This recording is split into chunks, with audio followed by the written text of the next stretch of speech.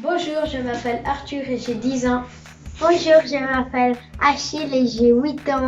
Nous voudrions savoir d'où vient le nom les Diables Rouges.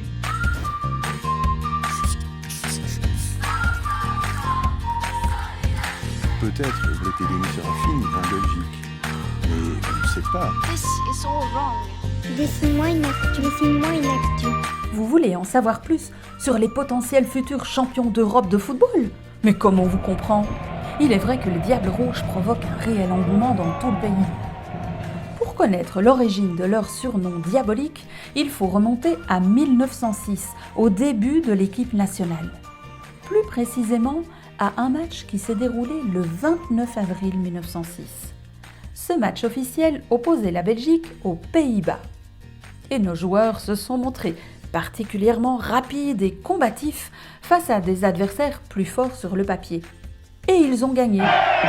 Après leur victoire sur nos voisins néerlandais, un journaliste du nom de Pierre Walkiers a écrit « Les Hollandais étaient les grands favoris », ce qui a suffi à insuffler le courage nécessaire à nos petits diables rouges.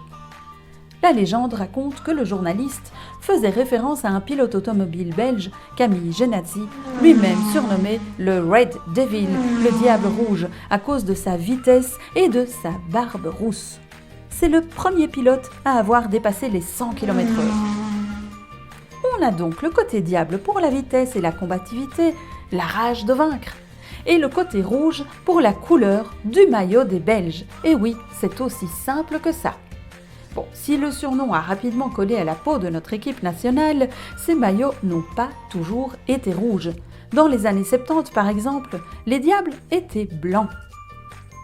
Le 11 juin débute l'Euro 2020. Oui, la compétition de l'an dernier qui a été reportée, vous savez pourquoi. Du côté belge, 26 joueurs et 11 réservistes ont été sélectionnés pour faire partie de l'aventure. Les Diables joueront leur premier match le 12 juin contre la Russie et le dernier, peut-être le 11 juillet, le jour de la finale, qu'ils remporteront, on l'espère. Pendant un mois, 24 équipes s'affronteront dans 11 villes différentes, dont par exemple Saint-Pétersbourg en Russie, Copenhague au Danemark ou Bakou en Azerbaïdjan. Les demi-finales et la finale se joueront toutes trois à Londres, au Royaume-Uni. Lors de la dernière édition, en 2016, c'est le Portugal qui a remporté le titre de champion d'Europe. Jusqu'à présent, le seul grand titre international que les Diables ont remporté est celui de champion olympique. Cela remonte à 1920, lors des Jeux olympiques d'Anvers. Les Belges avaient remporté la finale contre la Tchécoslovaquie. On leur souhaite un aussi beau résultat pour cet Euro. Allez les Diables!